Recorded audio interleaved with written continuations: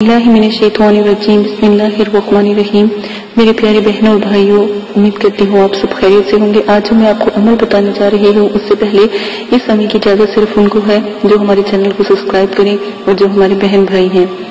आज जो मैं आपको अमल बता रही हूँ, जो अमल तो बहुत प्यारा है। जैसा कि आप लोग थक जाते हो, ख़वातीन बहुत ज्यादा थक जाती हैं और काम कर करके मतलब कि परेशान हो जाती हैं, तो जो मैं आज आपको हरूफ मुकत्तिया का जो लफ्ज है दुआ, इसका मैं बताऊंगी एक अमल।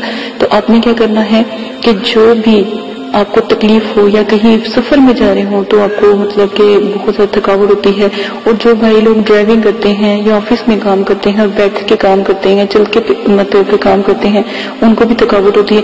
तो सिर्फ और सिर्फ दुआ का नक्श कैसे आपने तैयार करना है, 18 खाने डब्बा बना लेना है और 18 खाने बना लेने हैं। 18 खानों के अंदर सिर्फ दुआ लिखकर अपने पास रख लेना है, चाहे वो अपनी जेब में रख लें, बाजू पे बांध लें, गले में लटका लें।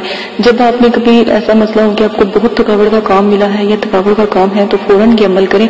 इंशाल्लाह आपको कभी भी सफर में भी हुए तो आपको कभी थकावट महसूस नहीं होगी।